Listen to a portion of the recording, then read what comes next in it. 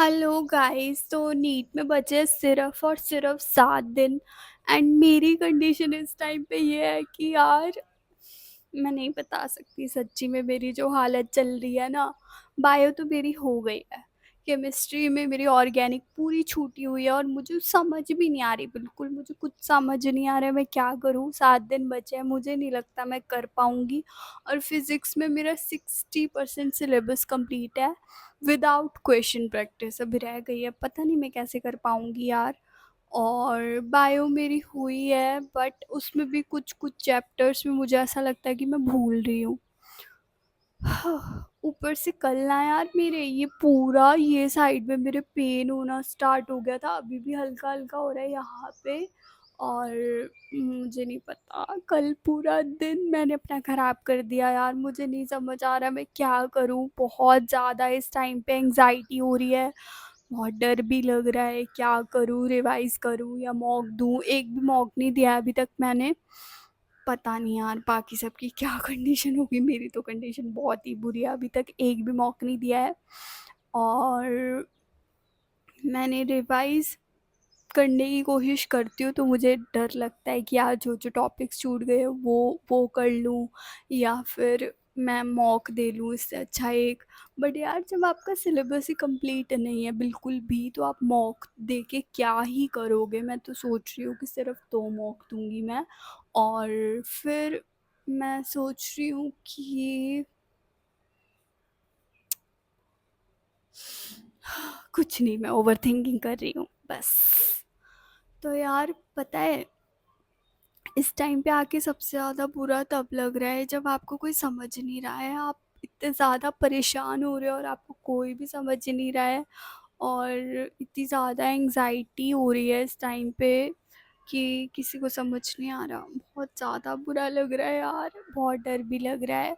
But अब मैं सोच रही हूँ कि यार टाइम वेस्ट करने का कोई भी फ़ायदा नहीं है और ज़्यादा स्क्रीन टाइम करने का भी कोई फ़ायदा नहीं है। मैंने वो जो पीडब्ल्यू की न्यू सीरीज़ चल रही है ना, तो मैंने एक दिन वो पूरी जॉइन करी थी बॉटनी वाली, मतलब मैंने 11 घंटे की शायद से क्लास थी, तो उसके अगले दिन ही मेरे ये पेन स्टार्ट हुआ था।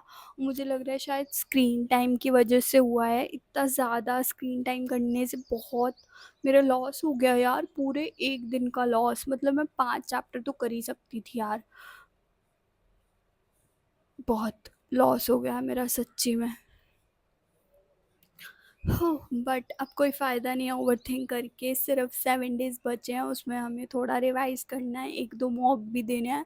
वैसे तो मेरे पास मॉक टेस्ट पेपर्स हैं, मैंने मंगवा लिए थे, बट अब उसको अटेम्प्ट करने का टाइम नहीं है मेरे पास। बहुत ही ज़्यादा अंदर से गिल्ट फीलिंग आ रही है इस टाइम पे, बट अब कंट्रोल तो करना ही पड़ेगा यार, जो हो गया सो हो गया। बट अब आगे का हमें देखना है कि ये 7 डेज़ को हम अच्छे से कैसे यूटिलाइज़ करते हैं। पता नहीं यार अभी भी पॉसिबल है या नहीं, बट ट्राई तो कर ही सकते हैं ना यार हम, इतना ही कर सकते हैं बस। बाकी रिवाइज़ करना is the most important thing. जो अब मैं सोच रही हूँ कि जो चीज़ मेरी रह गई है वो तो मैं छोड़ ही दे रही हूँ। अब जो मैंने कर लिया है बस उसको ही मैं सोच रही हूँ कि वाइंड अप करके अच्छे से रिवाइज़ करके वो ही करके चली जाऊँगी मैं।